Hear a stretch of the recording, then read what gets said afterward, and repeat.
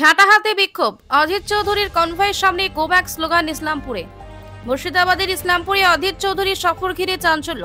ইসলামপুরে হেরামপুর অঞ্চলে কংগ্রেস সভায় যোগ দিতে যাওয়ার সময় গোয়াশ মোড়ে প্রবল বিক্ষোভের মুখে পড়লেন বহরমপুরের সাংসদ তথা প্রদেশ কংগ্রেস সভাপতি অধীর চৌধুরী।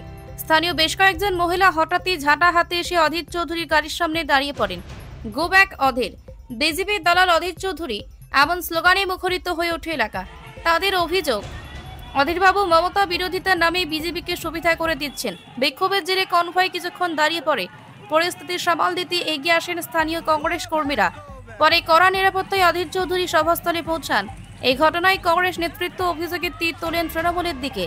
জেলা কংগ্রেসের দাবি, তৃণমূলের মদতেই এই পরিকল্পিত বিক্ষোভ। তবে তৃণমূলের তরফে অভিযোগ অস্বীকার বলা হয়েছে। সাধারণ মানুষে অধীর চৌধুরীর দ্বিচারিতায় বিরক্ত।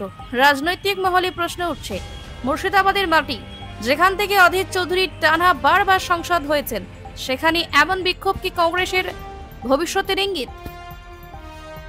দালাল অধীর রঞ্জন চৌধুরী আজকে আমাদের রানীনগর বিধানসভায় ঢুকেছে। তাকে আমরা গো ব্যাক স্লোগান দিয়ে তাড়ানোর জন্য এখানে দাঁড়িয়ে আছি। এখানে আপনারা কতজন উপস্থিত আছেন? সাধারণ মানুষ কতজন উপস্থিত হয়েছেন?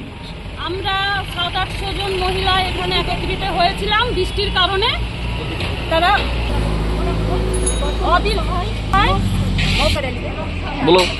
গত লোকসভায় অধীর রঞ্জন চৌধুরীকে বহরমপুরের সাধারণ মানুষ পরিত্যাগ করেছে।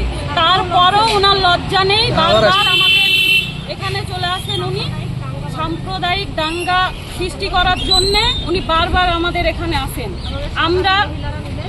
আমরা সবাই মিলে একত্রিত হয়েছি, ওনাকে আর আমরা দাঙ্গা লাগাতে দেব না। আমাদের রানীনগর বিধানসভা থেকে তাড়বো। অধীর রঞ্জন চৌধুরী বিজেপির দালাল।